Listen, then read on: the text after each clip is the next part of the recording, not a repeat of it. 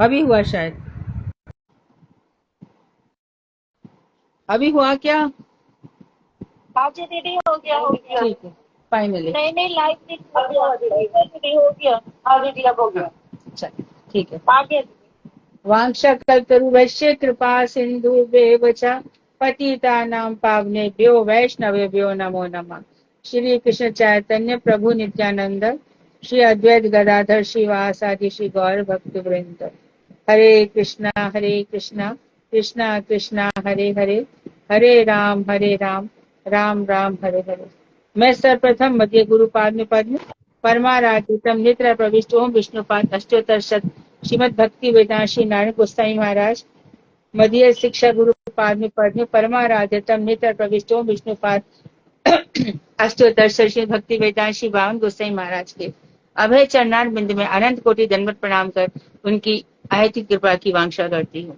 मैं उपस्थित वैष्णव वैष्णवी के चरणों में यथा योग्य वंदन अभिवादन दंडवत करती हूँ। हमारा रस तत्व चल रहा है और हम वेणु गीत का आनंद ले रहे हैं, है ना। वेणु गीत जब भगवान की वंशी बजती है, भगवान की वंशी बजती ही रहती है, हम सुन नहीं पा रहे। और हम इस बात को बहुत डिस्कस कर चुके हैं। जैसे हमारी पात्रता योग्यता बढ़ती चली जाएगी तो गोपियां जो है वो बहुत जन्मों की तपस्या की हुई है। कुछ गोपियां राधा जी के काय भी हुआ है उनके यहाँ से प्रकट हुई है। कुछ गोपियों ने बहुत जन्मों तक तपस्या करी है तब भगवान मिल गए हैं। ये तपस्या क्या है? ये तपस्या है, क्या है ये तपस्या? क्या करें? मन को मारना। मन क्या है? यहाँ वहां संसार में भटकता फिरता है। ये संसार बनाया इसलिए है क्योंकि कुछ लोगों को ये संसार चाहिए, कुछ लोगों को ये संसार चाहिए, इसके लिए भगवान ने बनाया। चित जगत अचित जगत। तो चित जगत में तो जीव मुक्त होते ही चले जाते हैं और अचित जगत की परेशानी है। तो हम में से बहुत से लोग इस माया का भोग करना चाहते थे, इसलिए संसार में पटक दिए गए। अब हमारी तपस्या क्या है कि हमने अपने मन को यहाँ से हटा लिया। वास्तव में तो देखो मन की कोई सत्ता ही नहीं है। हम कहते हैं ना मन के हारे हारे मन के जीते जीते। मन क्या है? हमने माना तो मन है, नहीं माना तो कोई मन नहीं है। मन बहुत कुछ, मन सोचता ही रहता है, मन विचार ही करता रहता है। सारे दुख ताप शोक चिंताएं सब मन की ही है। और बुद्धि मन को कंट्रोल कर, अरे तू कहाँ सोच रहा है, गलत है, ऐसे नहीं ऐसे नहीं, ऐसे सोच। मन बुद्धि चित्त, और चित्त तो वासुदेव भगवान का है और अहंकार मैं भगवान का। लेकिन यहाँ पे अहंकार जब कंस जैसा हो जाता है, शिशुपाल जैसा हो जाता है, तब गड़बड़िया हो जाती है। तो सीधे सरल सहज भाव से हम चलते रहते हैं, ठीक हो जाता है। तो आगे देखो वंशी की धुन में आगे आगे श्लोक मेरे ख्याल से 38वां है ना। नहीं दीदी, 39 35 है। 39 है।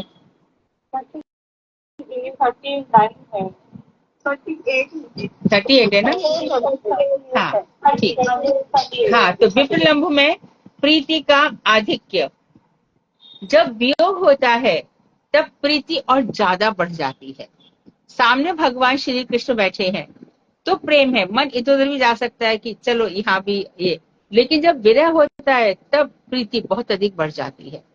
और उसमें सबसे बड़ा उदाहरण क्या है कि जब प्रेम सरोवर में किशोरी जी पास में बैठी हैं, मधुसूदन के पास में ही बैठी हैं, इनफैक्ट उनकी गोदी में ही लेटी हुई है, तभी वहां पे एक भ्रमर आता है। और भ्रमर आकर के भगवान की अलका बलियों से इतनी सुगंध आ रही है कि वहां पे मंडराता रहता है। इतनी देर में मधुमंगल आता है और भ्रमर को पर्यायवाची है, हे मधुसूदन, है ना। ए मधुसूदन, अप्सर अप्सर चल दूर हो जा। मधुसूदन का अर्थ क्या है? जो फूलों से मधु का पान करता है उसको मधुसूदन कहते हैं। मधुसूदन अप्सर अप्सर, दूर हो जाओ दूर हो जाओ। किशोरी जी को लगा कि श्री कृष्ण को ही ये दूर भगाया जा रहा है। ये अवस्था है प्रेम वैश्चित। उनके पास है, गए भी नहीं है, लेकिन वो इतने ही सोच करके मूर्छित हो जाती है। महाप्रभु इन्हीं भावों का आस्वादन करने आए थे कि राधा जी को ऐसे कैसे लग सकता है। तो विरह में क्या होता है? विशेष मिलन होता है, विरह, विशेष रूप से मिलन होता है। विरह में देखो पहले स्मरण होता है, याद आती है, फिर स्फूर्ति होती है, हाँ वो है, फिर आविर्भाव, वो प्रकट हो जाते हैं।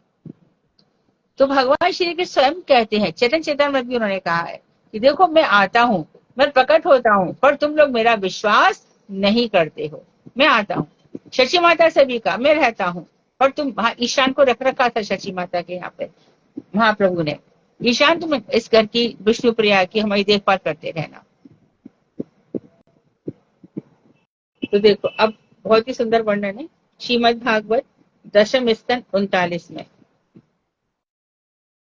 अहो विधातस्तो न कचित् दया संयोज्य मैत्र्या प्रणयेन देहिनः ताश्चाकृतार्थान् वियुनक्ष्य पार्थक विक्रीतं ते भक चेष्टितं यथा। हे विधाता, तुम में तनिक भी दया नहीं है, क्यों? जगत में देहधारियों का तुम स्नेह तथा मैत्री के द्वारा पहले तो संयोग करा देते हो।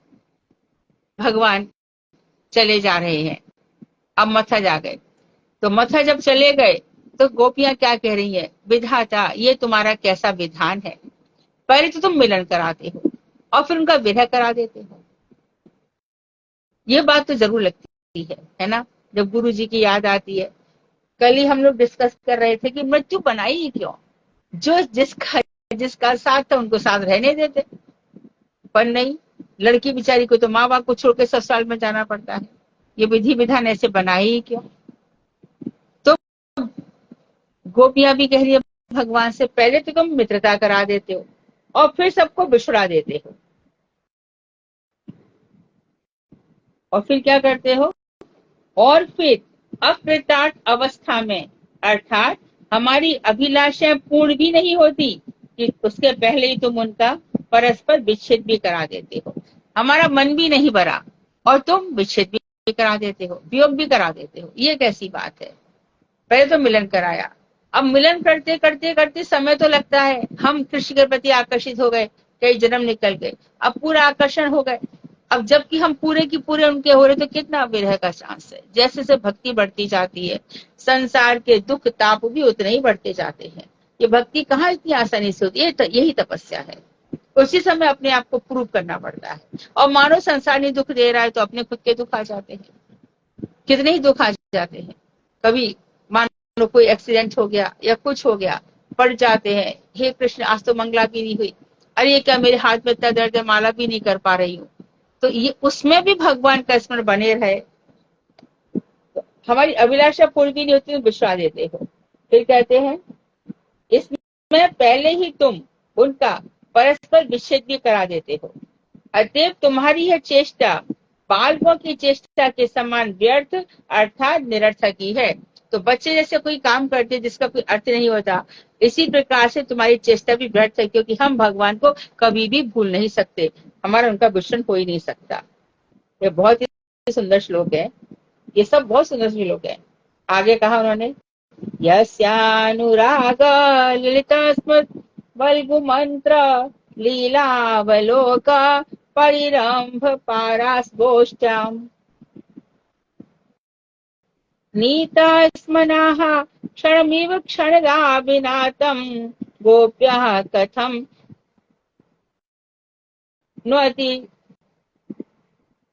नवति तरेम तमो दुरंतम। जिनके रासलीला में अनुराग, ललित हास्य, मंत्रणा अर्थात रहस्यपूर्ण संकेत वार्ता द्वारा दिया गया परामर्श, तिरछी चितवन तथा आलिंगन के द्वारा आनंदित होकर हमने पूरी रात एक क्षण के समानी व्यतीत कर दी थी। अब उनके वियोग में हम अपार कष्ट कर बरह दुख रूपी घोर अंधकार में आने वाली रात्रियों को किस प्रकार बिताएंगे। तो क्षण कल्पत्व और कल्प क्षणत्व, भगवान कृष्ण साथ में है तो क्षण कल्प के समान बीत जाता है, और भगवान कृष्ण साथ में नहीं है तो एक क्षण भी कल्प के समान व्यतीत होता, निकलता नहीं है। तो यहाँ पर गोपियां कह रही है कि देखो क्या है, जब रासलीला हुई थी तो उनसे हमें इतना अनुराग है, प्रेम है, हम प्रेम में रची पची है, और ललित हास्य, उनका सुंदर मनोहर हास्य, मंत्रणा अर्थात रहस्यपूर्ण वार्ता, संकेत वार्ता। मंत्रणा मतलब भगवान श्री कृष्ण का संकेतों से वार्ता करना, आंख से आंख मिलाना, कभी मुस्कुरा के मिलाना, कभी तिरछी निगाहों से करना, ये सब मंत्रणाएं हैं। और द्वारा दिया गया परामर्श और तिरछी चितवन, भगवान की तिरछी चितवन तथा आलिंगन के द्वारा, और वो हमारा आलिंगन करते थे। इतना आनंद था कि हमने पूरी रात एक क्षण के समान व्यतीत कर दी थी।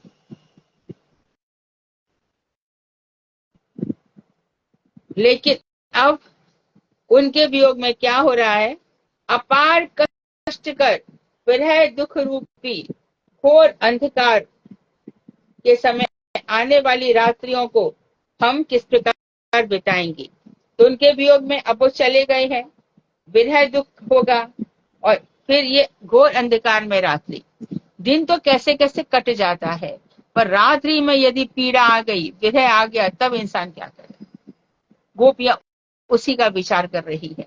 आप तो चले गए, रात भर हम कैसे निकालेंगे, क्योंकि पूरी पूरी रात भगवान के साथ रहती थी, वंशी बजाते थे, उत्सव होते थे।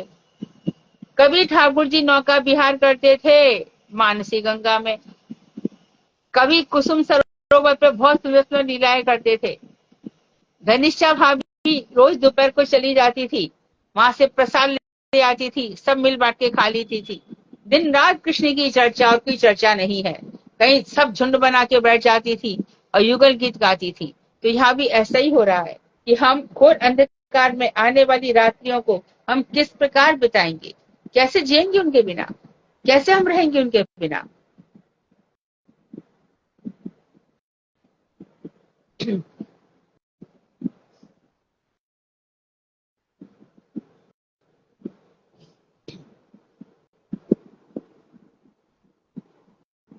ता निराशा निवृत्त शून्य बिंद विनिवर्तने विशोका अहनि नितुर्गायन्तः प्रिय चेष्टितम।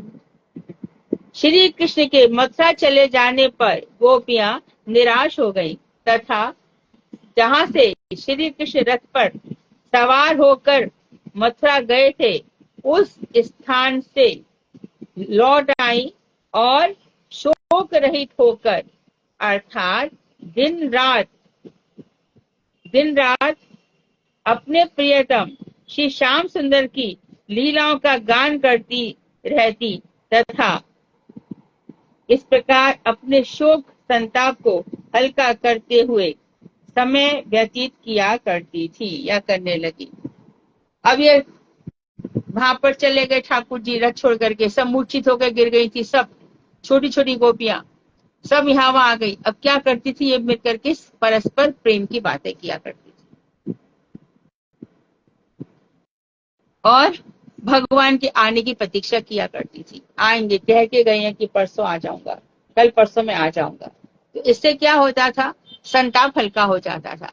गोपियों के लिए तब भी ठीक था कि मिलजुल करके अपना दुख हल्का थोड़ा सा कर लेती थी, पर कृष्ण के पास कौन था उनके जो मथुरा के भाव, ब्रज के भावों को समझ सके। इसलिए उन्होंने उद्धव को भेजा, जाओ वहां देख करके आओ। ज्ञानी तो तुम बहुत हो, समझदार भी बहुत हो, मेरे को भगवान भी मानते हो, परंतु मेरे गोपियों के भावों को देखो। तो वहां पर जो गोपियां है रात रात भर बात बिताती है। भेजे मन भावन के उद्धव के आवन की, जेते उपचार चारु मंजु सुखदाई है।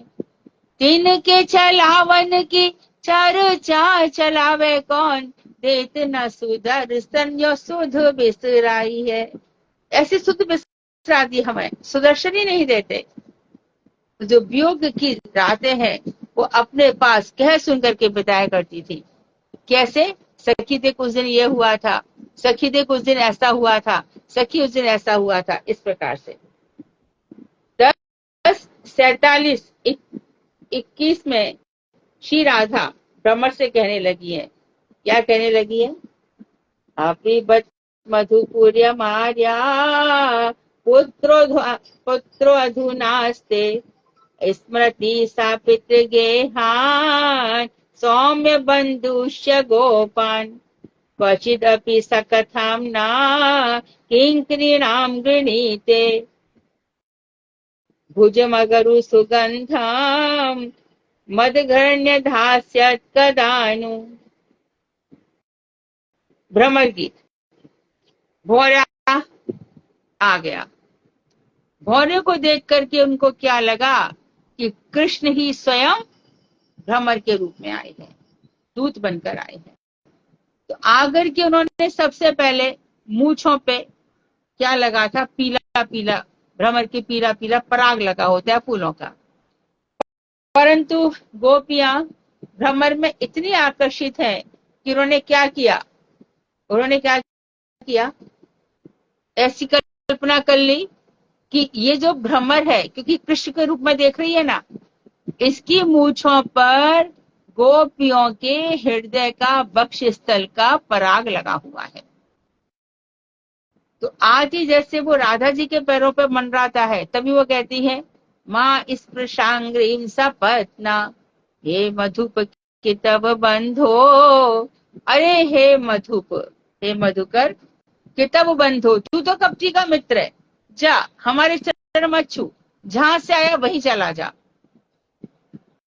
तो भ्रमर इधर उधर मंडराता है, तो गोपियां गीत गाती है, उस गीत को भ्रमर गीत कहते हैं। तो यहाँ पर कह रही है, हाय क्या हमारे आर्य पुत्र अभी मधुपुरी में हैं, क्या वहीं पर रहते हैं, क्या वे अपने पितृगृह नंदालय और गोप सखाओं का स्मरण करते हैं, वहां पे रहते हैं। अपना नहीं कहा, सीधा पिताजी का कहा। पिताजी की तो याद करते होंगे, अरे अपने मित्रों की तो याद करते होंगे, क्या कभी उनका स्मरण करते हैं। और हे सौम्य उद्धव, महाभावती श्री वृषभानुनंदिनी उद्धव को ही मधुकर के रूप में कल्पना करके यह सब कह रही है। मधुकर भ्रमर, उद्धव जी को भ्रमर के रूप में कल्पना करके सब कह रही है। और कह रही है, गोप सखाओं का स्मरण करते हैं। और फिर पूछा, हे उद्धव, हे सौम्य उद्धव, हे जेंटलमैन, हम लोग उनकी किंकरियां हैं। किंकरियां, किम करोमी किम करोमी किम करोमी, क्या करूं और आपकी क्या सेवा करूं और आपकी क्या सेवा करूं। तो हम भगवान की सेवा बहुत प्रकार से करते हैं, उनकी प्रसाद सेवा करते हैं, उनकी कीर्तन सेवा करते हैं, उनकी नाम सेवा करते हैं, 24 से 24 घंटे है ना, कोशिश यही रहती है। क्या वे कभी हमें हम लोगों के विषय में भी कुछ कहते हैं। बाद में कहा, जब इतना सब कुछ हो गया तब बोली, हमारी भी कुछ बात करते हैं क्या वे कभी आकर हमारे मस्तक पर अपने अगुरु जैसे सुगंधित, अगुरु होता है बहुत सुगंधित पदार्थ होता है, सुगंधित हस्त कमलों को अर्पित करेंगे, कभी हमारे सिर पर रखेंगे। श्री कृष्ण ने विरह से संतप्त प्यारी गोपियों को जो पत्र लिखा श्रीमद् भागवत में, वह इस प्रकार है। क्या पत्र लिखा प्यारी गोपियों को। बहुत से लोगों को पता नहीं कि उद्धव क्या संदेश लेकर आए थे, अधिकांश लोगों को नहीं पता। ऐसा भी वर्णन आता है कि जब उद्धव संदेश लेकर आए तो उन्होंने ज्ञान की बातें बताई।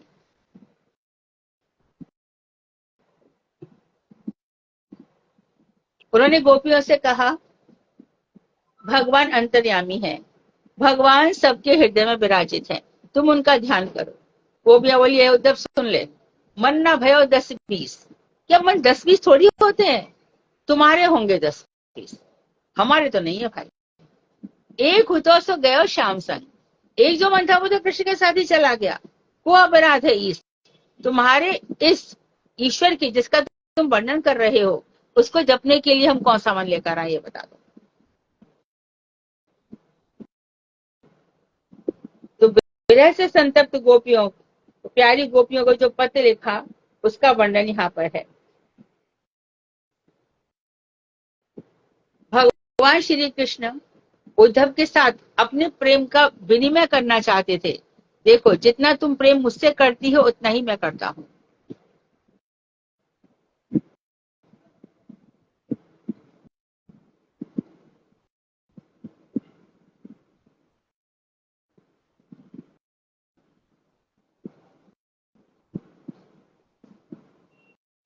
यत्त्वं भवतीनां वै दूरे बढ़ते प्रियो दिशाम, मन सहा सन्निकषार्थम, मदरु ध्यान कामया। 42 का दूसरा है, यया दूरचरे प्रेष्ठे मत आविश्य वर्तते, स्त्रीणाम च न तथा चेता सन्निकृष्टे गोचरे। हे प्रियदर्शी गोपियों, बहुत सुंदर दिखने वाली गोपियों, मैं जो तुमसे दूर हूँ, यह केवल तुम्हारे मन में रहकर अपने ध्यान बुद्धि की कामना से ही हूँ। तो ये तुम ये समझ लो कि मैं तुमसे जो दूर हूँ वो क्या है, वो तुम्हारे मन में रहकर, मैं तुम्हारे मन में रह रहा हूँ और अपने ध्यान बुद्धि की कामना से ही हूँ। तो तुम्हारे मन में रहकर तुम्हारी जो ध्यान बुद्धि, अर्थात मैं तुम्हारे मन में हमेशा स्थित हूँ। तुम ध्यान लगाओ, मैं वहां पर हूँ। और फिर उन्होंने कहा, क्योंकि किसी स्त्री के प्रिय के परदेश जाने पर उसका मन अपने प्रियतम में जिस प्रकार आविष्ट होता है, वैसा नेत्रों के समक्ष रहने पर नहीं होता। तो जब प्रियतम परदेश चले जाते हैं, बहुत दिनों से नहीं मिलते, अक्सर तो भैया वार्तालाप कहाँ पे होता है, गांव की लड़कियां हैं, है ना, और उनका तो कोई ना कोई तो किसी से प्रेम रहता ही है, ये तो निश्चित ही बात है, ऐसा हो ही नहीं सकता कि ना हो। अब लड़कियां ससुराल चली जाती हैं, ससुराल जाकर के फिर वो अपने मायके के वापस आती हैं, तो उस समय वो सोचती है कि जिससे मैं हमेशा मिला करती थी, वो अभी आएगा क्या मेरे को देखने के लिए, मुझसे मिलने के लिए आएगा क्या। यही तो प्रेम है। ये जो प्रेम है संसार का, श्री कृष्ण के साथ जब ऐसा हो जाता है, तब वही प्रेम सार्थक होता है। तो अब वो कह रही है कि जब वो परदेश चला जाता है, तो मन अपने प्रियतम में जिस प्रकार आविष्ट होता है, वैसा नेत्रों के समक्ष रहने पर नहीं होता। और देखो, वृत्रासुर मैदान में खड़ा हुआ है, और मैदान में खड़े होकर क्या मांग रहा है, विरह मांग रहा है। अजात पक्षाई मातरम खगाहा, जैसे कि पक्षियों के पंख नहीं निकलते, आजाद पक्ष होते हैं, फिर भी वो माता की प्रतीक्षा करते हैं। और यथा क्षुधार्था, भूख से व्याकुल चिड़िया अपने चिरोटा की प्रतीक्षा करती है, और जैसे प्रियतमा अपने प्रिय की प्रतीक्षा करती है, मैं ऐसा विरह चाहता हूँ। वृत्रासुर ने ऐसी प्रार्थना की है। इसलिए चतुश्लोकी भागवत के बाद दूसरा ये 4 श्लोक हैं जो वृत्रासुर ने गाए, लोग गाते हैं, क्योंकि भगवान से विरह में ही भगवान का आस्वादन होता है।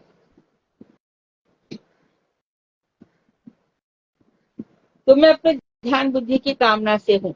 कृष्ण के किसी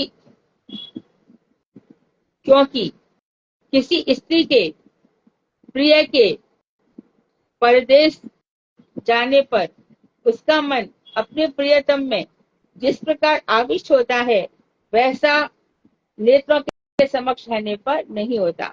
तो वही प्रियतम है, परदेश चला जाता है तो पल पल प्रतीक्षा करती है, लेकिन जब वो सामने रहता है तो कितनी सारी चीजें होती है घर में। बच्चों को देखो, सब्जी लाओ, ये नहीं घर में, वो नहीं, प्रसाद क्या खाने बैठ गया, घर की सारी रामायण उसके पास हो जाएगी, बेचारे के पास, और सोचता रहता है क्या करूं। और अब तो नई नई बात है कि आपस में लड़ लिए, लेकिन रील बना दो, दिखा दो दुनिया की हम तो ठीक है, तो बेचारा वो भी करने को तैयार हो जाता है। तो यहाँ पे यही बता रहे हैं कि प्रिय के पर्दे जाने पर जिस प्रकार आविष्ट होता है, उस प्रकार सामने तो नहीं होता। ब्रज में नित्य सिद्धों के भाव अलग प्रकार के हैं। नित्य सिद्ध जो है ललिता विशाखा, और प्रार्थ साधना सिद्ध के भाव अलग प्रकार के हैं, ये ध्यान रखना चाहिए। नित्य सिद्धा जो है, नित्य ही जो गोपियां हैं, और साधन सिद्ध नहीं है, ये साधन कर करके सिद्ध हुई है। तो ये अद्भुत, और उनमें से साधन सिद्धों के भाव का वर्णन करते हुए श्रीमद् भागवत में श्री कृष्ण कहते हैं, उनको नहीं बता रहे जो जिनका भाव सिद्ध है, जो साधन सिद्ध है, उनको भगवान कह रहे हैं, या मया क्रीडिता यत्राम वनेस्मिन् ब्रज आस्थिताः अलब्ध रामः कल्याणो मा मदीय चिंतया। रास रजनी अर्थात शारदीय रात को मैंने ब्रजभूमि में स्थित उस वन में रास लीला की थी। अपनी बता रहे हैं, रास रजनी रात, शारदीय शरद की रात में मैंने उस वन में किया था। समस्त सौभाग्यवती गोपियां मेरे इस रास में नहीं आ सकी। उन्होंने यानी साधु सिद्धा गोपियों ने मेरे चिंतन के द्वारा मुझे प्राप्त किया। तो जो आ नहीं सकी, योग माया ने, उन्होंने क्या किया, आंखें बंद कर ली, योग में लग गई, नाक खींच ली अच्छे खासे से। अब उन्होंने देखा, किसने, योग माया ने, यदि इस तरह से यहाँ पर मर गई है ना, बहुत सी तो सांस खींच के रह गई, ये बहुत से ने अपनी जान भी दे दी। तो आप गोपाल भट्ट गोस्वामी का ग्रंथ पढ़ो, उसमें लिखा हुआ है कि फिर योग माया ने क्या किया, सारे गोप और गोपियों को छुपा दिया जो मर गए थे, जिससे कि रस में भग्न ना हो।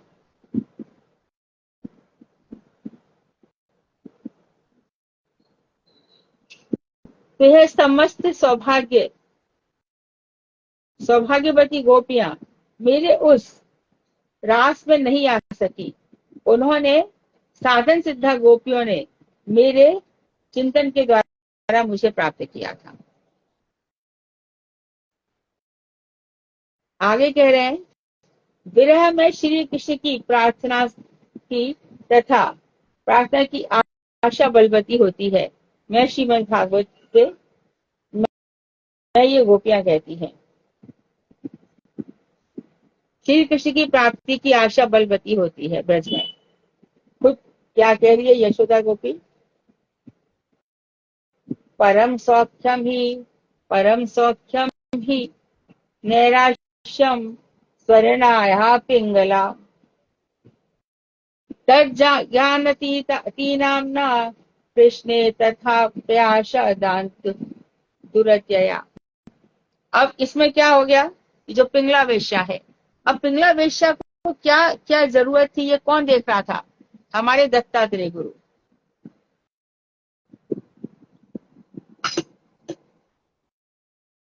वो क्या करते थे, यहाँ से वहां से घूमते रहा करते थे, घूमते रहते थे, है ना, और जो भी जहां से जो सीख मिलती थी उसको अपने जीवन में उतार लिया करते थे। वो एकनिष्ठ भक्त नहीं थे, चंद्रमा से, धरती से, सूर्य से किसको कहाँ क्या शिक्षा मिल रही है वो उसको यूज कर लिया करते थे।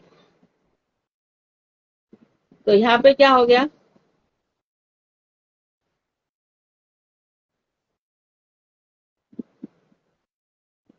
कि जो स्वेच्छाचारिणी, पिंगला ने कहा है, स्वेच्छाचारिणी मतलब जो रूल्स को फॉलो नहीं करती, अपनी मनमानी करने वाली। पिंगला वेश्या ने जो कहा है कि नैराश्य, दूसरों से आशा न रखना ही सबसे बड़ा सुख है, कभी किसी पे डिपेंडेंट मत बनो, मांगो तो गोपाल ही सो, ना मांगो तो गोपाल ही सो। मांगो तो गोपाल से मांगना चाहिए, नहीं मांगो तो गोपाल से मांगना चाहिए, ये हम भी जानते हैं। परंतु कृष्ण की प्राप्ति की आशा को उन्होंने तथानुगा कर दिया है, जो कि बहुत ही कठिन है। तो कृष्ण स्वयं प्राप्त नहीं होंगे तथानुगा, अर्थात कभी तो कृष्ण की खबर आ गई कि इतनी सारी, कोई भी खबर आ सकती है ना।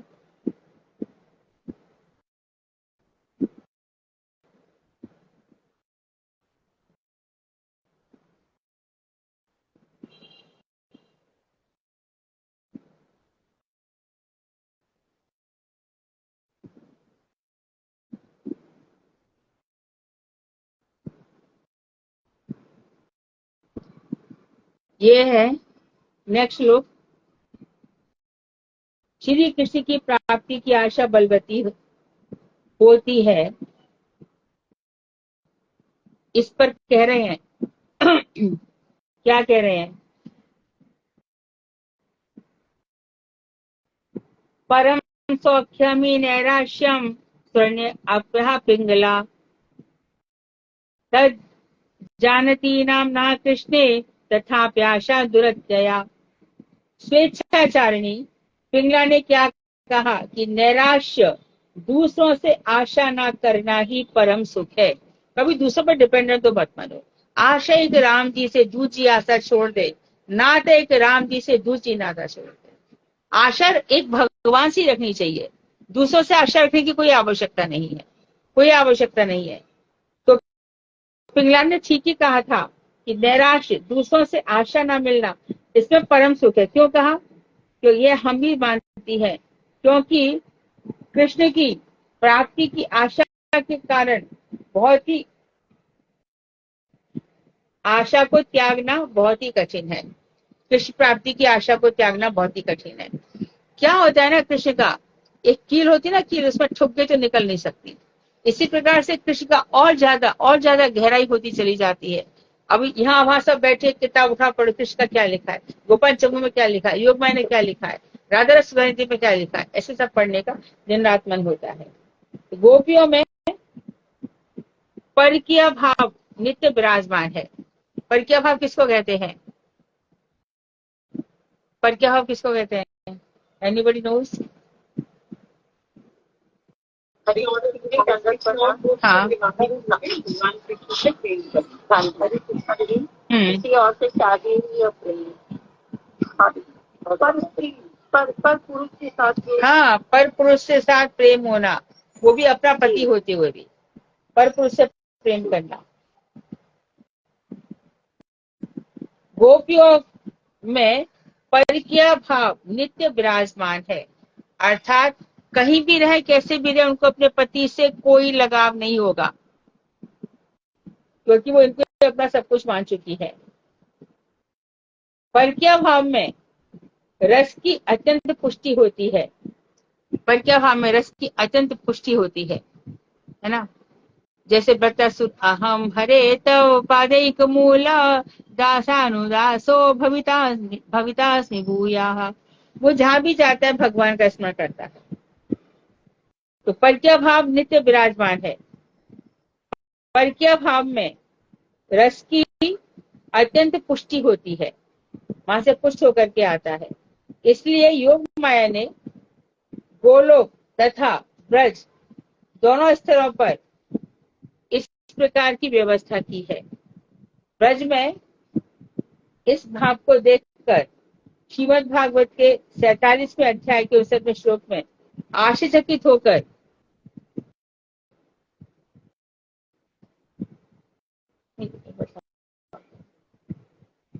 कहने लगी। यहाँ से कल से पढ़ेंगे, है ना, कल पढ़ेंगे आगे का। वांशा कल्पतरुश्च कृपा सिन्धुभ्येव च पतितानां पावनेभ्यो वैष्णवेभ्यो।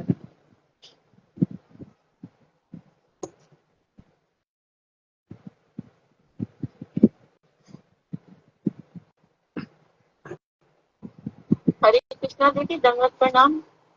हाँ दीदी, ये जो एक रात्रि की बात की गई थी, ये ब्रह्मा जी की एक रात्रि के बराबर? जी हाँ, जी हाँ, जी हाँ।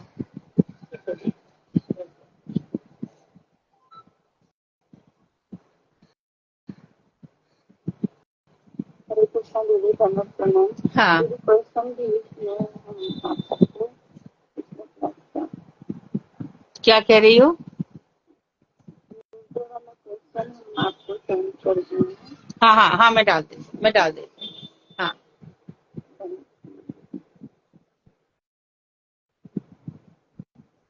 मैं डाल देती हूँ। कोई प्रश्न तो बोलो, नहीं तो भागवत बोलो।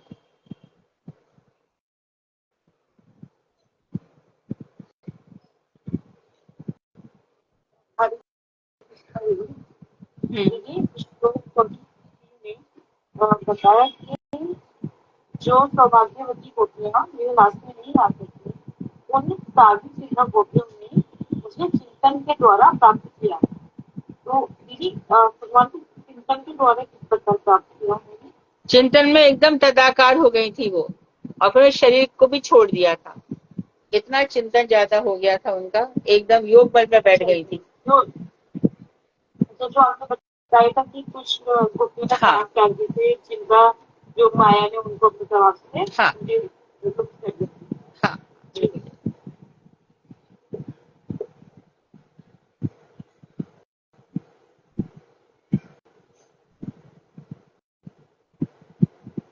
और बोलो, नहीं तो भागवत।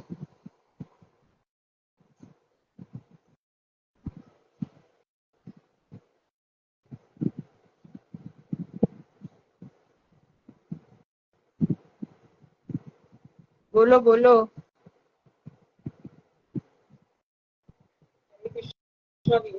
हाँ हाँ। प्रश्न नहीं है शायद, इसलिए भागवत कथा ललिता देवी दासी दीदी करेंगे, क्योंकि आज समुद्र कथा भागवत कथा होनी तो मेरी आज नहीं होगी बेटा। कल मेरा टेस्ट था ना, मेरा कल टेस्ट था ना, कल क्लास कैंसिल हो गई थी, मैंने तैयार किया हुआ है तो फिर। हाँ नहीं, अभी आज भी करेंगे क्योंकि बीच में वो क्रम शुरू हो गया था ना हमारा पंचम स्कंद का। अच्छा, तो मेरा भी बाद में आपका नेक्स्ट वीक में आएगा। नेक्स्ट वीक में कब आएगा वो मैं आपको बताती हूँ, मैसेज कर दूँगी। ओके, हरे कृष्ण। हरे कृष्ण।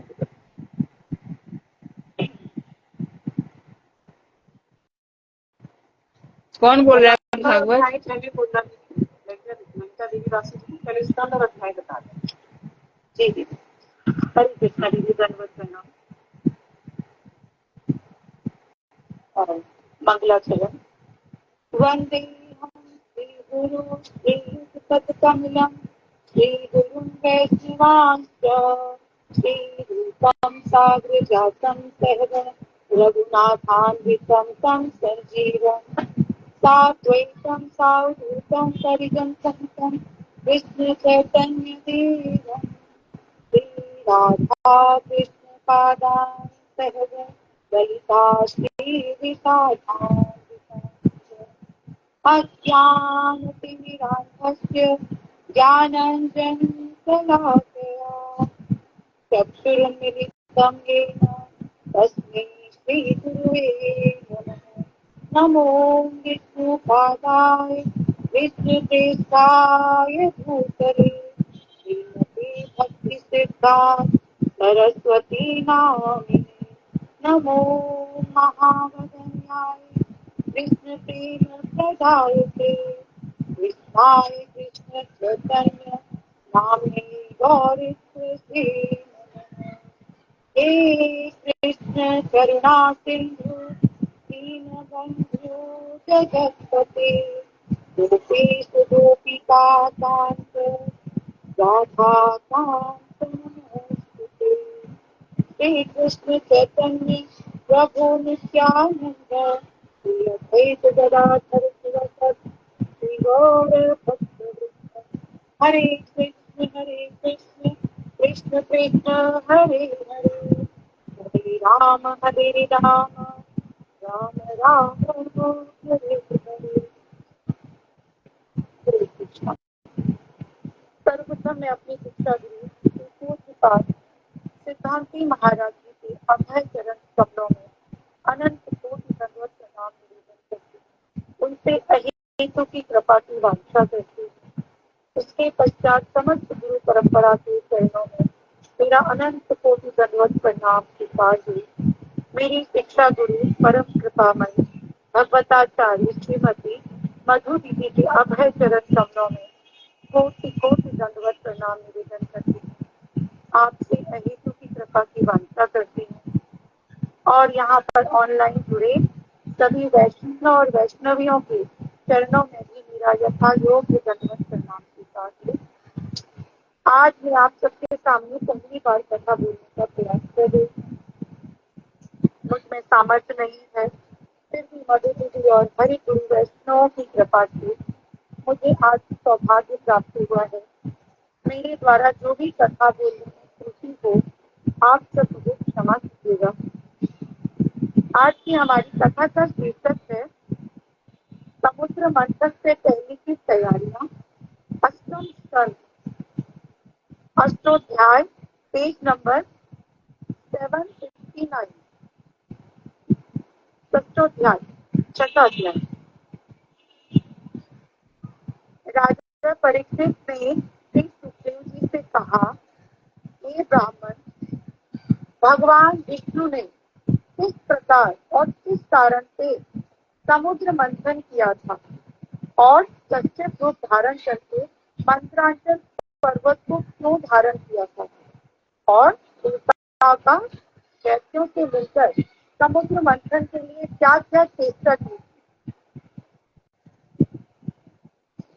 सुखदेव गोस्वामी जी ने कहा, परीक्षित, जब देवताओं ने भगवान श्री हरि की इस प्रकार स्तुति की, तब वे ब्रह्मादि देवताओं के सम्मुख से हरि प्रकट हो गए।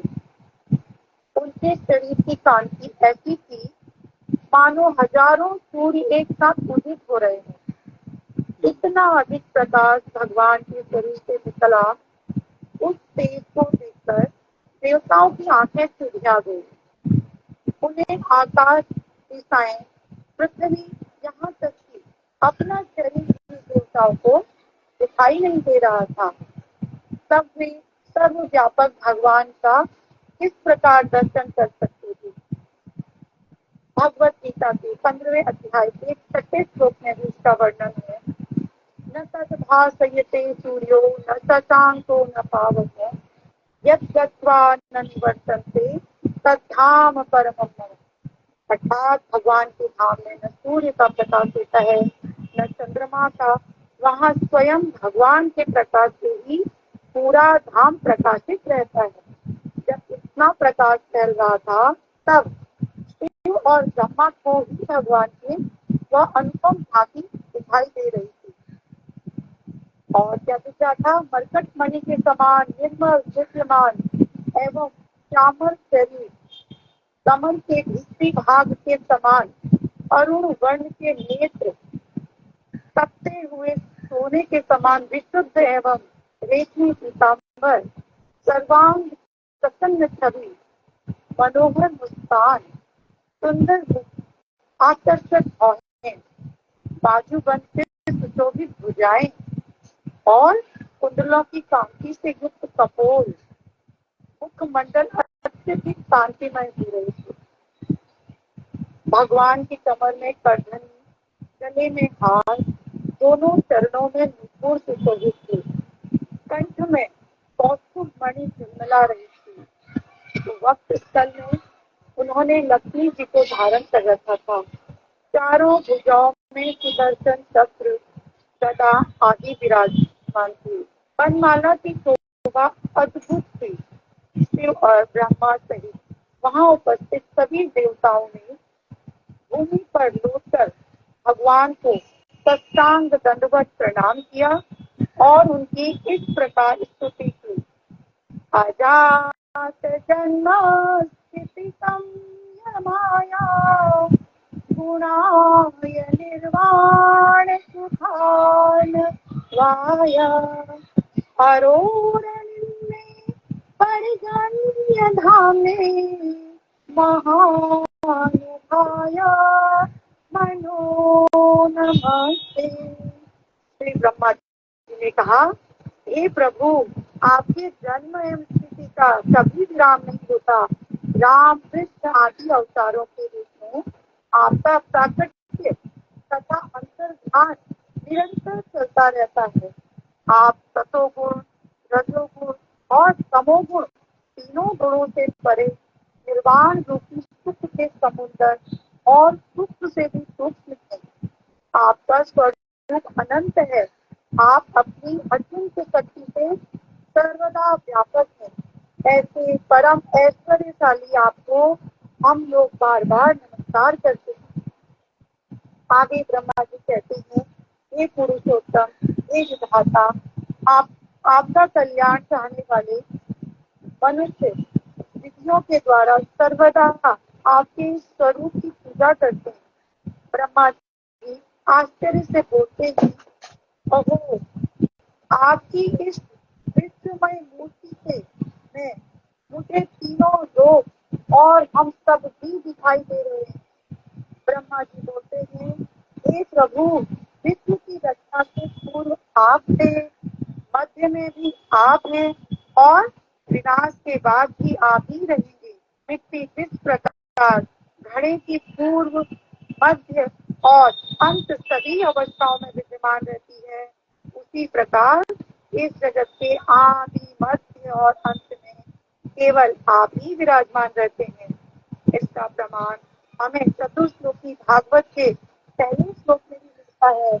जिसमें भगवान स्वयं कहते हैं अहमेवास्मैवाग्रे नान्यत् तत्सत्परम् पश्चादहं यदि तस्य ध्रुवतित्येततोऽस्म्यहम्। अर्थात श्री भगवान कहते हैं सृष्टि के आरंभ होने से पहले केवल मैं ही था, सत्य भी मैं हूँ और असत्य भी मैं था, मेरे अतिरिक्त अन्य कुछ भी नहीं था। सृष्टि का अंत होने के बाद भी केवल मैं ही रहूंगा। यह जड़ अक्षर सृष्टि स्वरूप केवल मैं ही हूँ और जो कुछ भी सृष्टि में दिव्य रूप से स्थित है वह भी मैं हूँ। प्रलय होने के बाद जो कुछ बचा रहता है वह भी मैं ही होता हूँ। आगे बहुत सुंदर, बहुत आगे ब्रह्मा हाँ बोलो बोलो। आगे ब्रह्मा जी भगवान को विभो कहकर संबोधित करते हैं। कहते हैं आप अपने आश्रित माया के द्वारा इस विश्व की रचना करके इसमें प्रविष्ट हो जाते हैं।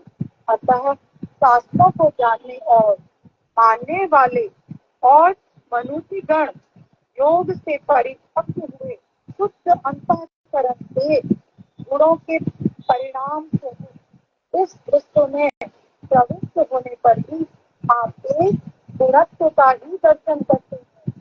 जिस प्रकार मानव अपनी युक्तियों के द्वारा लकड़ी से आग, गौ से दूध, पृथ्वी से अन्न और जल निकाल कर आजीविका को प्राप्त कर लेता है, वैसे ही बुद्धिमान अपनी बुद्धि शुद्ध बुद्धि से भक्ति योग के द्वारा इन गुणों में ही गुरु के सानिध्य में श्रवण कीर्तन कर मन में मंथन द्वारा ही आपका अन्वेषण कर लेता है और अपनी अपनी अनुभूतियों के अनुसार आपका वर्णन करते हैं।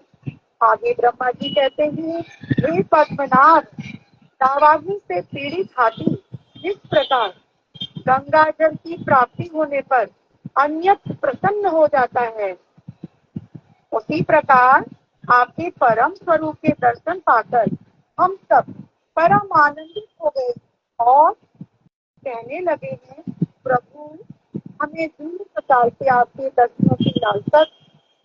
ब्रह्मा जी बोले हे स्वामी, हम सब लोकपाल गण इस प्रयोजन से आपके चरणों की शरण में आए हैं, आप कृपा करके उसे पूर्ण कीजिए।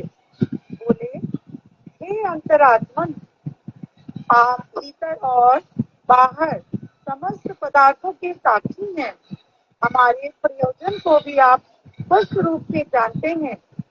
इस विषय में हम और क्या निवेदन करें। आगे ब्रह्मा जी कहते हैं मैं शिव जी, अन्य देवता और दक्ष आदि प्रजापति हम सब अग्नि की चिंगारियों के समान आपके ही अंश हैं। हम आपसे पृथक रूप से अपना श्रेय किस प्रकार जान सकते हैं। आगे बोले हे परमेश्वर, हमारे लिए आदेश कीजिए, जिसे करने से हम देवताओं और ब्राह्मणों का कल्याण हो। सुखदेव गोस्वामी जी ने कहा परीक्षित, ब्रह्मादि देवता इस प्रकार भगवान की स्तुति करके इंद्रियों को एकाग्र करके हाथ जोड़कर सावधान मुद्रा में खड़े हो गए।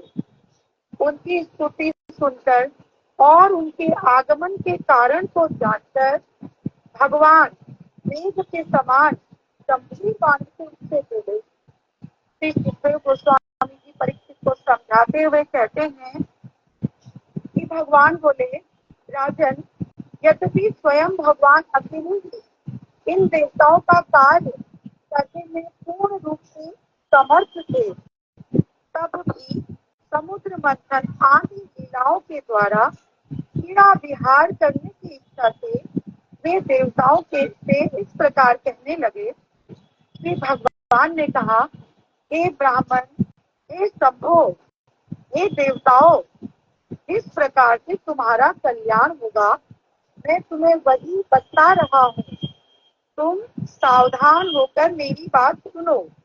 इस प्रकार इस समय काल असुरों के अनुकूल है। जब तक तुम्हारी समृद्धि का समय नहीं आता तब तक तुम शुक्राचार्य के द्वारा अनुग्रहित दानवों के साथ संधि कर लो। भगवान समझाते हैं कि हे देवताओं, जब कोई बड़ा काम करना होता है तब शत्रुओं के साथ ही संधि कर लेनी चाहिए। और कहते हैं प्रयोजन की सिद्धि होने पर तो सर्प और चूहे के समान व्यवहार करना चाहिए। कैसे? बताते हैं कि किसी कारण पर किसी शिकारी में सांप और चूहा दोनों पकड़ लिए गए और सर्प ने शिकारी से बाहर निकलने के लिए चूहे को छेद करने के लिए कहा और छेद हो जाने पर सांप चूहे को निकलकर शिकारी से भाग गया। भगवान आगे बतलाते हैं, हे देवताओं, तुम बिना कोई विलंब किए अमृत निकालने का प्रयत्न करो, जिसका पान करके मरणशील प्राणी भी अमर हो जाता है। भगवान आगे उपाय बताते हैं, हे देवताओं, सबसे पहले सभी प्रकार की वनस्पतियां, घास, लताएं और औषधियां तीर सागर में डाल दो। इसके पश्चात मंदर पर्वत को मथानी और वासुकी नाग को रस्सी बनाकर मेरी सहायता से समुद्र का मंथन करो। ये देवताओं, न तो यह समय आलस्य का है और न ही व्याकुल होने का है। इस कठिन श्रम में व्यस्त होकर दैत्यों को केवल क्लेश ही मिलेगा, अमृत नहीं। भगवान आगे कहते हैं, हे देवताओं, शांति के मार्ग से सारे कार्य सिद्ध हो जाते हैं और क्रोध से कुछ भी प्राप्त नहीं होता। असुर जो भी चाहे तुम लोग उसे स्वीकार कर लेना। समुद्र में कालकूट भी निकलेगा, किंतु तुम लोग उससे भयभीत मत होना। मंथन से और भी जो कुछ वस्तुएं निकलेंगी उनके लिए भी तुम लोग लोभ न करना। और यदि असुरगण किसी वस्तु को ले जाए तो भी लोग मत करना।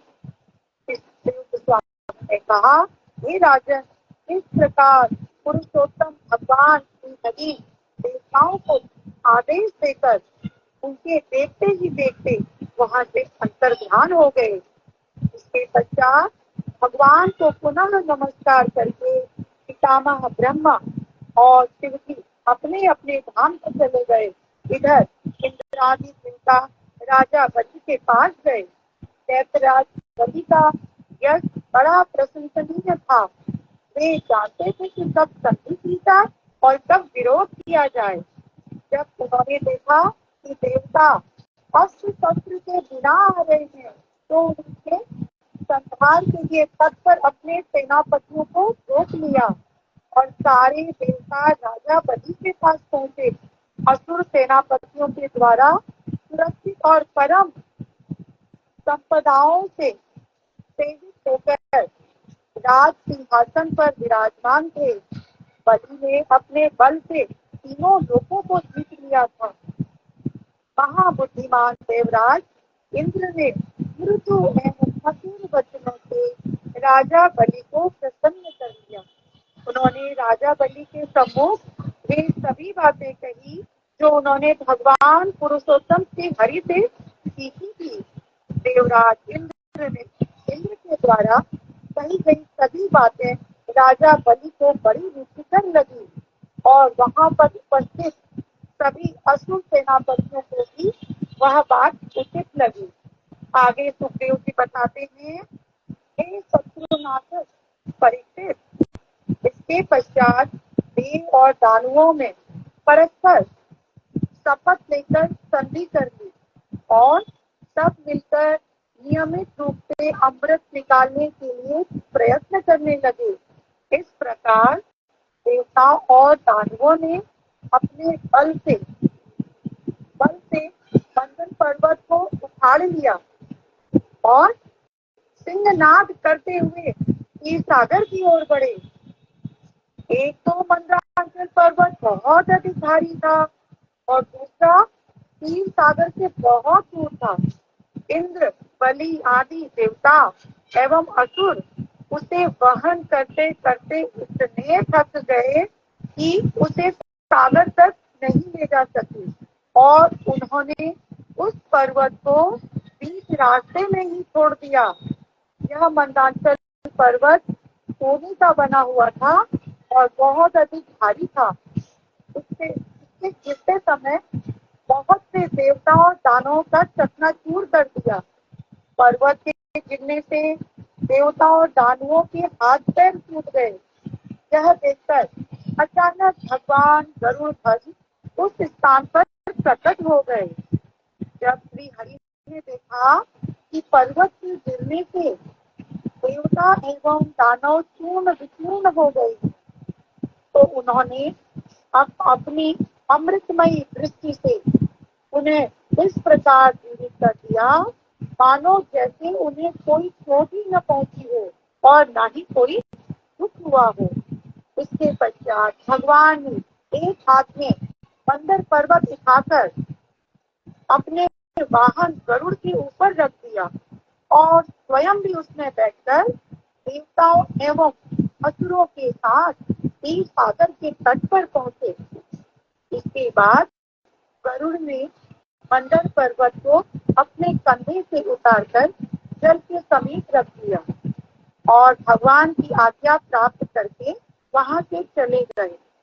आगे श्री सुखदेव जी ने कहा कि कुरुश्रेष्ठ देवताओं और दानवों ने नागराज वासुकी से प्रतिज्ञा की थी कि वे मंथन से प्राप्त होने वाले अमृत में से उन्हें भी हिस्सा देंगे और यह कहकर उन्हें रस्सी रूप में मंथन पर्वत से लपेट लिया। अब सबने बड़े आनंद के साथ अमृत प्राप्त करने के लिए क्षीर सागर का मंथन आरंभ कर दिया। अब भगवान श्री हरि पहले वासुकी के मुख की ओर लगे, इसलिए देवता भी उनके पीछे आकर जुट गए। भगवान श्री हरि की चेष्टा दैत्यपतियों को अच्छी नहीं लगी। उन्होंने सोचा कि वासुकी का मुख पकड़ना ही मंगलमय कार्य है और पूछ तो सर्पों का अशुभ अंग है, इसलिए असुरों ने पूछ पकड़ना स्वीकार नहीं किया। बोले, पूछ भाग पकड़ना हमारे लिए मंगलकारी नहीं है, हम पूछ नहीं पकड़ेंगे। तो देव कहते हैं, हे परीक्षित, इस प्रकार वे चुपचाप एक और खड़े हो गए। दैत्यों का इस प्रकार खड़े होकर देखकर भगवान पुरुषोत्तम मंत्र मंत्र गाए और उन्होंने मुख्य भाग को छोड़कर देवताओं के साथ वासुकी की पूंछ को पकड़ लिया। इस प्रकार देवताओं और दानवों ने स्थान का विभाजन कर लिया और अमृत प्राप्ति के लिए बड़े उत्सव से समुद्र का मंथन करने लगे। जब मंथन पर्वत का मथारी के रूप में प्रयोग करके समुद्र मंथन होने लगा, तब बड़े बड़े बलिष्ठ दैत्यों और देवताओं द्वारा पकड़े रहने पर भी अत्यधिक भारी और निराधार होने के कारण वह मंथन पर्वत समुद्र के जल में डूबने लगा। यह देखकर देवता और दानव अतिशय दुखी हो गए और उनके मुख की कांति कुमला गई। जब श्री हरि ने यह विघ्न देखा तो उन्होंने अति अद्भुत कश्यप शरीर धारण किया और समुद्र के जल में प्रवेश करके अत्यधिक भारी और विशाल मंथन पर्वत को उठा लिया। जब देवता और दानवों ने देखा कि मंथन पर्वत को ऊपर उठ गया है, तब वे पुनः मंथन करने के लिए तैयार हो गए। भगवान श्री हरि ने जम्बू द्वीप के समान 1,00,000 योजन फैली हुई अपनी पीठ पर मंथन पर्वत को धारण कर रखा था। तो देव जी कहते हैं, हे राजन, जब देवताओं और असुरों ने अपने बल से उस पर्वत को घुमाया, तब असीम शक्तिवान कश्यप भगवान को उसके घूमने से ऐसा सुखद अनुभव हुआ मानो कोई उनकी सीट सुधरा रहा हो। इसके बाद जब भगवान ने देखा कि इन सब में सामर्थ्य का अभाव है और वासुकी नाग को संघर्ष करने के कारण अत्यधिक पीड़ा हो रही, तब वे बल वीर बढ़ाने और उत्साह प्रदान करने के लिए उनमें शक्ति का संचार करने लगे। वे असुरों में राजसी शक्ति के द्वारा असुर रूप में अभी आए। अभी विराम कर दो। देखो तुम लोग पूरा ही पूरा पढ़ोगे तो इससे कोई इतना, तुमको मैंने कहा है कि छांट करके शॉर्ट में बोलो। तुम लोग पूरे ही पूरा फिर से वही शुरू हो गया। थोड़ा चैप्टर हो छोटा तब तो ठीक है, पूरे ही रीडिंग करने से तो नहीं होगा। आप आधा घंटा ही हो गया और ऑलमोस्ट अभी बाकी ही होगा उसको। हाँ वही तो, शॉर्ट में करके क्यों नहीं बोला? रीडिंग के लिए किसने कहा है? तुमने थोड़ा तो देखो कितना अच्छा प्रयास किया था इसने। कौन था वो? हाँ हाँ नहीं ना ललिता, मैं तुम कह रही हूँ, तुम अच्छा बोल रही हो, बहुत सुंदर बोल रही हो, लेकिन बहुत लंबा हो रहा है, बहुत लंबा। 30 मिनट ऑलमोस्ट तुम्हें हो गए। मैंने पहले इस कथा को पहली बार पढ़ा था तो मुझे सब इतना अच्छा लगा कि मुझे कहानी जैसे मैं कुछ बोल। क्या बोल रही हो?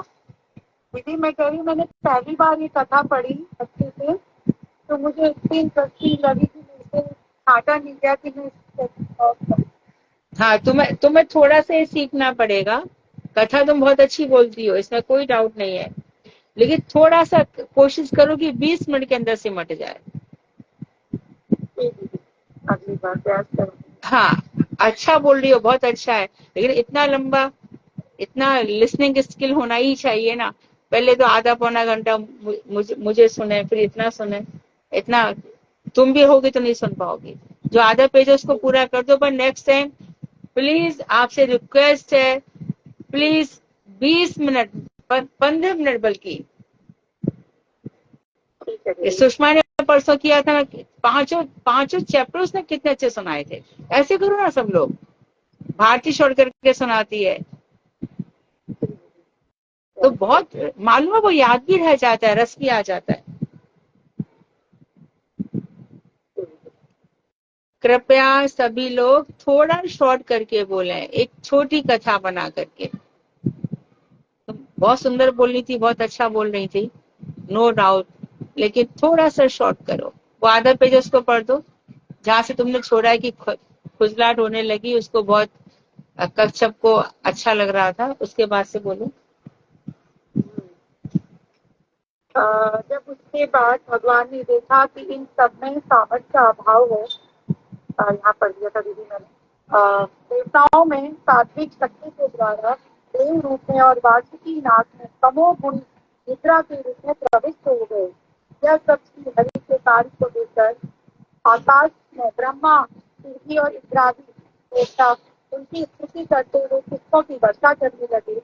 अब ये सभी देवता और असुर प्रोत्साहित होकर अपनी शक्ति के बल से मंगल पर्वत को समुद्र का मंथन करने लगे। उस समय समुद्र और उसमें रहने वाले मगर पक्षी आदि जीव भी दुखी हो रहे थे। सर्पराज वासुकी के हजार हजार कठोर नेत्र, मुख और निश्वासों से की आग की लपटों और धुएं निकल रहा था, जिसके कारण सारे असुर इस प्रकार झुलस गए मानो जंगल में आग से गिरते हुए सालों से पेड़। वासुकी की श्वास की ज्वाला से देवताओं का भी सौंदर्य संपत्ति क्षीण हो रही थी। उनकी धधकती श्वासों के धुएं से देवता के सभी वस्त्र और आभूषण भूमित हो गए। इस समय भगवत कृपा से मेघ उनके ऊपर वर्षा करने लगे और समुद्र की तरंगों को मिलकर शीतल वायु प्रवाहित होने लगी। जब देवता ने असुरों के द्वारा मंथन किए जाने पर भी समुद्र में अमृत नहीं निकला, तब भगवान अजित ने स्वयं ही मंथन करना आरंभ कर दिया। मेघ के समान श्यामल वर्ण कानों में विष्णु के समान चमकते सुंदर, ये सब भगवान के अद्भुत रूप इस तरह प्रतीत हो रहे थे। एक प्रतिद्वंदी नीलगिरी पर्वत के समान बड़े ही वो सुंदर नजर आ रहे थे। आगे की कथा को हम कल श्रवण करेंगे के द्वारा। वांछा कल्पतरुभ्यो कृपा सिंधुभ्यो पतितानां पावनेभ्यो वैष्णवेभ्यो नमः। कल कौन कथा बोल रहे हैं? कल पुष्पा दीदी करेंगे दीदी, इसके आगे कल के। हाँ पुष्पा जी, कल आप रतन निकालोगी, वो सब निकालोगी। रतन कौन सा रत्न किसने लिया, किसने लिया, एकदम बढ़िया बढ़िया तो बोल रहे हो, शॉर्ट में बोलो, थोड़ा शॉर्ट में। हाँ कीर्तन। हाँ दंडवत। अच्छा बोला ललिता, तुम पहले तो बहुत अच्छा बोली, इस बार तुम इतनी डूब गई कि सारा ही सारा तुमने ले लिया है ना।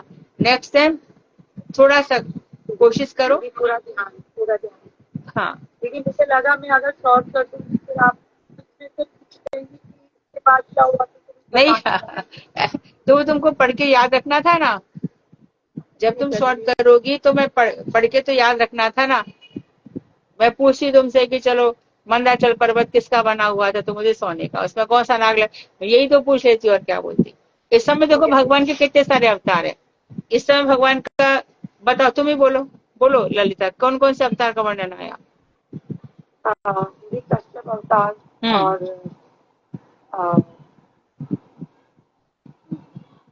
विष्णु अवतार, हरि का अवतार। विष्णु हरि का अवतार किधर है? अजित। हाँ अजित बोलो फिर। अजित अवतार जो मंदाचल को दबाना था। मैं तुमसे पूछती कि गरुड़ जी के ऊपर कैसे लाए थे उसको। इन दैत्यों की भी सामर्थ्य नहीं थी, लोग इस बात को जानते नहीं है। सोचते मंदाचल पर्वत को लिया और सीधा जैसे कि पानी में बह गया, ऐसा नहीं था। गरुड़ जी को आना पड़ा, गरुड़ जी के कंधे पे वो रखा गया। तो जैसे गरुड़ अवतार भी हुआ, उस गरुड़ से उनका वाहन है, तो वो भी अवतार के रूप में माना। कौन सा? गरुड़। गरुड़ तो अवतार थोड़ी है, गरुड़ जी तो भगवान के वाहन है। वाहन है ना दीदी। हाँ गरुड़ जी को बुलाया गया, इनके देवताओं दैत्यों की सामर्थ्य नहीं थी कि उसको उठा ले दोनों मिलकर के, तो नीचे लुढ़कने लगा, तब बुलाया गया। भगवान के वाहन में भी इतना सामर्थ्य था कि देवताओं में भी नहीं। हाँ अब इसी में देखो भगवान के वाहन में, जैसे कि भगवान की हर वस्तु में तुलसी चढ़ा सकते हैं कि नहीं? शंख में तुलसी रखते हैं, भगवान के चक्र में भी तुलसी रखी जा सकती है। भगवान के वाहन में भगवान के समान ही सामर्थ्य होती है। अब 2 अवतार भगवान के फिर होंगे, धन्वंतरी होगा और उसी में मोहिनी अवतार। समुद्र मंथन के समय 4 अवतार होते हैं भगवान के। तो शॉर्ट में है ना, कितना याद रह गया, सबको याद रह जाएगा। मुझे नेक्स्ट कथा दे दीजिएगा, मैं शॉर्ट की तैयारी करूंगी। हाँ सुंदर इतना बोलती हो। नेक्स्ट तो द्वितीय स्कंद, सुधा द्वितीय स्कंद सबका हो गया है। दूसरा स्कंद पहले एक बार प्रथम स्कंद पे देखूंगी मैं कि उसमें क्या क्या रहेगा, क्योंकि जिस तरह से ये पंचम स्कंद चल रहा है ना, अगर ऐसे हमारे सारे क्रम से चले तो ज्यादा अच्छा रहेगा। हाँ यही चाहते हैं हम। तो मैं वापस बैक गियर में रहेंगे, रिवर्स पे जाएंगे और पंचम स्कंद देखेंगे पहले। पंचम स्कंद तो सबको याद हो गया। और इसको क्या नाम है, सुषमा ने जिस तरह से पंचम स्कंद समराइज किया है ना, ऐसे ही तुम औरों को भी दो, संक्षिप्त करें। और भारती ने और सुधा ने ये किया था, साधना जी ने भी समराइज किया था। क्या नाम है उसका, कौन सा, पुरंजन उपाख्यान। फिर दत्तात्रेय के 24 गुरु। दीदी मैं प्रार्थना तो सबसे यही करती हूँ कि ग्रंथ को पढ़े, कुंजीगत करें, लेकिन नोट्स अपने बनाएं, ग्रंथ को एज इट इज ना बोलें। हाँ सब रीडिंग करने लग जाते हैं। नव योगीश्वर संवाद हमारे पास सुंदर गए, पुरंजन उपाख्यान गया, नव योगी संवाद गया। दत्तात्रेय के 24 गुरु हो गए क्या? नहीं ना। नहीं। हाँ तो वो जब ये हो जाए पंचम स्कंद, तब दत्तात्रेय के 24 गुरु शुरू कर दो। हरे कृष्णा दीदी, नंदन प्रणाम। हाँ दीदी जो आप द्वितीय स्कंद की बात कर रहे हैं उसमें कहीं मैं अटक रही हूँ, मुझे थोड़ा सा आपका टाइम चाहिएगा, मुझे बता दीजिए तब मैं आपको कॉल कर पाऊँ। क्या पूछना है? दीदी उसमें काफी सारी ऐसी चीजें हैं जो मुझे क्लियर नहीं हो रही हैं। हाँ वो द्वितीय स्कंद अद्वितीय है, उसको एक्सप्लेन करना बहुत मुश्किल काम है। तो मैं ये चाहती हूँ कि यदि तुम कर पाएंगे, लेकिन चौथे में अटक रहे हैं दीदी। क्लास में पूछोगे तो सभी लोग सुन पाएंगे ना। ठीक है, मैं कल फिर उसमें निकाल के रखूंगी। हाँ, क्लास में पूछोगे तो सबको। और मैं चाहती हूँ कि मेरे को लगा कि अभी कुछ और चल रहा है तो ऐसे डिस्टर्बेंस हो। मैं चाहती हूँ कि श्रीमद् भागवत में हम सबका प्रवेश हो। ये जो जगत है ये भगवान का कार्य है, ये भगवान का वर्क है। ये देखो भगवान इतना विचित्र जगत बना सकते। चलो जगत तो आपने बना दिया, और फिर अगर मैं प्रकृति को बोल दिया प्रकृति ने बना दिया, फिर आपने अपनी तटस्थ शक्ति से लोगों को भी बना दिया, फिर आपने जल तेज वायु अग्नि सब कुछ बना दिया, और फिर आपने माया मोह ममता बना दी कि बुद्धि नहीं चलती कि तत्व क्या है। फिर आपने इतना सारा सोना चांदी जेवर सब बना दिए, लोग वहां पे अटक जाते हैं।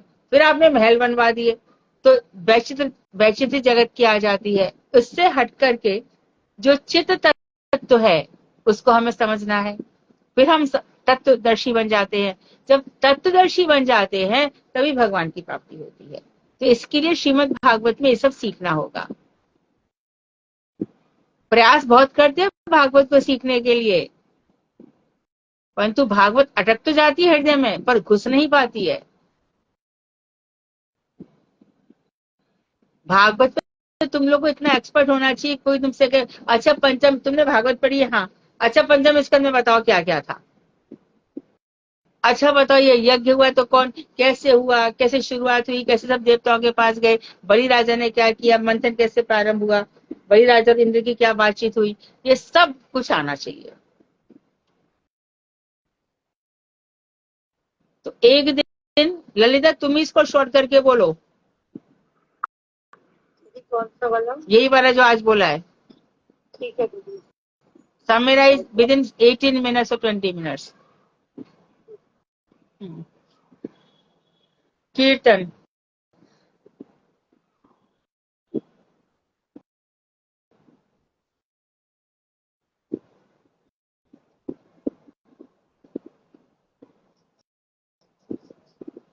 कीर्तन।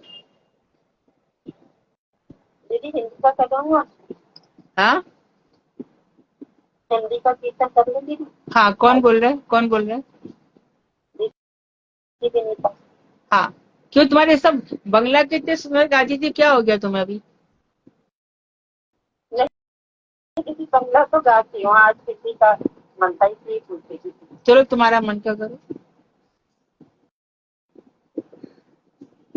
सीताराम सीताराम सीताराम चलिए, जाहि विधि राखे राम, ताहि विधि रहिए। मुख में हो राम नाम, राम सेवा में, तू अकेला नहीं प्यारे, राम तेरे साथ में। विधि का विधान जान, हानि लाभ नहीं है, जाहि विधि राखे राम, ताहि विधि रहिए। सीताराम सीताराम सीताराम कहिए, जाहि विधि राखे राम, ताहि विधि रहिए। किया अभिमान तो फिर मान नहीं पाएगा, होगा वही प्यारे जो श्री राम जी को खाएगा। फल आशा त्याग शुभ कर्म करते रहिए, जाहि विधि राखे राम, ताहि विधि रहिए। सीताराम सीताराम सीताराम कहिए, जाहि विधि राखे राम, ताहि विधि रहिए। जिंदगी की डोर तो हाथ ही न नाथ के, महलों में रागे जारी, झोपड़ी में बात दे। धन्यवाद निर्विवाद, राम राम कहिए, जाहि विधि राखे राम, ताहि विधि रहिए। सीताराम सीताराम सीताराम कहिए, जागे वेद राखे राम सारी वेद रही। आशा एक राम जी से दूजी आशा छोड़ दे, नाता एक राम जी से दूजा नाता तोड़ दे। राम रस त्याग प्यारे राम रस गहिए, काम रस त्याग प्यारे राम रस गहिए। जागे वेद राखे राम सारी वेद रहिए। सीताराम सीताराम सीताराम कहिए, जागे वेद राखे राम सारी वेद रहिए। हरे कृष्ण। वांशकल्पतरु वैश्य कृपा सिंधु च पतितानां पावनेभ्यो वैष्णवेभ्यो हरे कृष्णा।